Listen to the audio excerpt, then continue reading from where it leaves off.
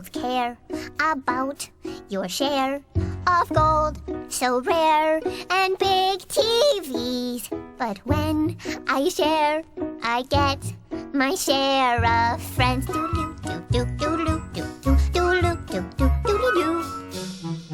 What's the use? A golden goose is no excuse for being mean. When I share, I get my share of friends. Yeah.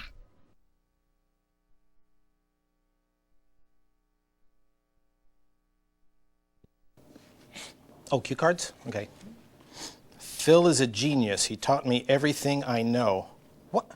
Hey, do I have to read this?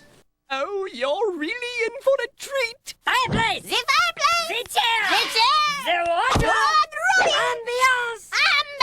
ambiance! Before I sat down to write Lyle, we had just finished Esther, and I wrote a bunch of songs for Esther, and I was worried that all my songs were going to start sounding the same if I just kept writing more and more songs. So I needed new musical influence. So I went to a record store and ended up buying Gilbert and Sullivan's The Pirates of Penzance. I thought, okay, I'm going to listen to this over and over again and fill my head with how Gilbert and Sullivan write music and then try to write songs like that. And so I listened to it about 100 times and thought, okay, not only am I going to write songs like Gilbert and Sullivan, I want to write a musical, a whole musical, not a short, 15-minute musical, but a whole musical. And so I sat down and thought, okay, can't do Pirates because then it'll be too obvious that I'm paying tribute to the Pirates of Penzance. So I thought, okay, how about Vikings? They're very pirate-like. We're Vikings! What do you know? The terrors of the sea. We're Vikings! Wherever they go, pillaging happily. We're Vikings! Let every note and the Vikings, 'cause who doesn't like a pile of loot?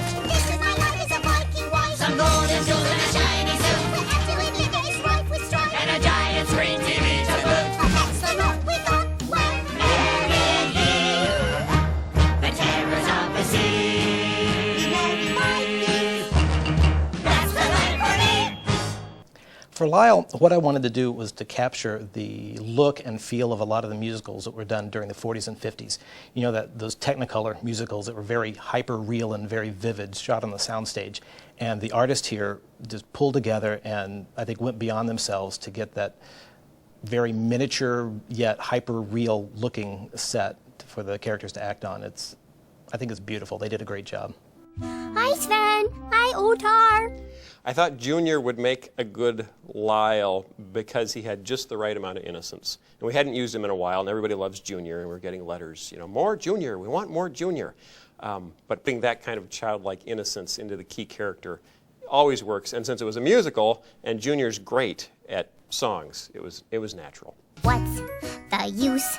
A golden goose is no excuse for being mean. When I share, I get my share of friends.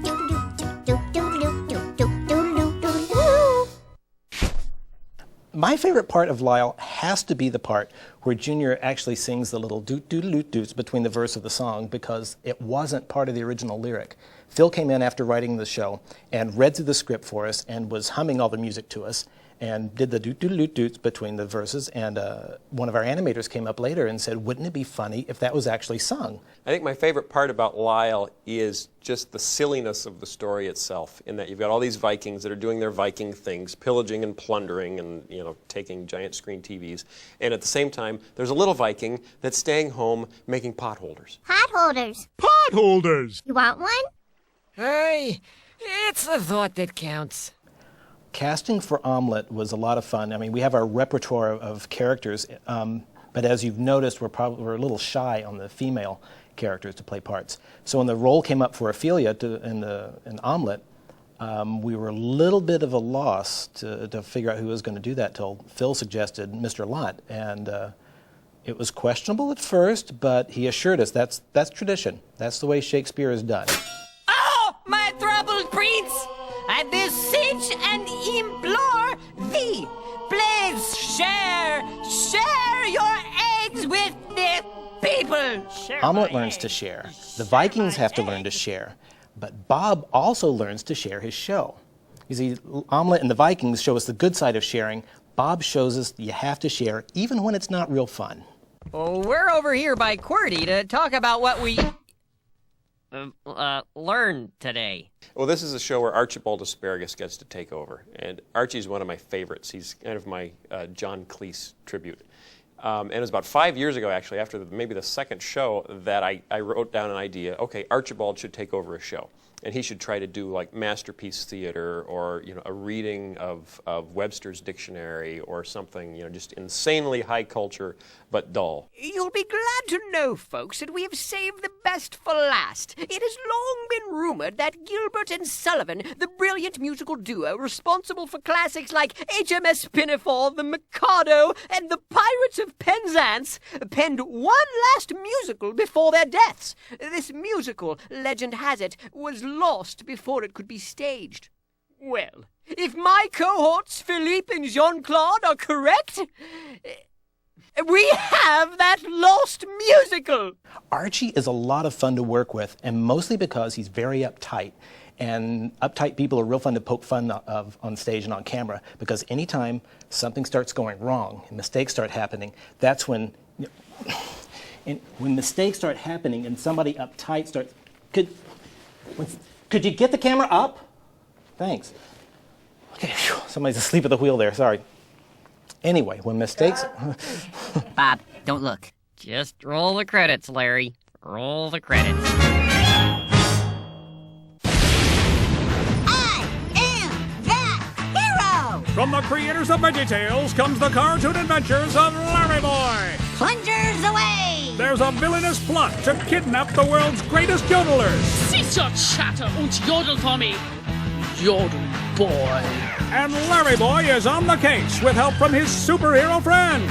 A hero should not base their happiness on material things. Will Larryboy's yodeling get him yodel-napped? Or worse? We do not throw tomatoes in this town! Also, look for the premiere episode of the cartoon adventures of Larryboy as our hero battles the angry eyebrows of Awful Alvin. Fly, my bushy minions! Then the cartoon adventures of Larryboy continue with Lego My Ego, as Larryboy discovers that not only does evil have a name, Alchemist, I have found you! it's got a mom. Soon Bumbleberg will be all ours.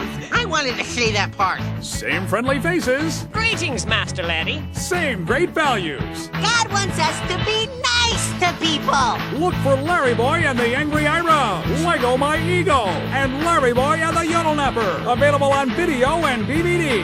And coming soon, look for a brand new episode as Awful Alvin teams up with Greta Van Brusum.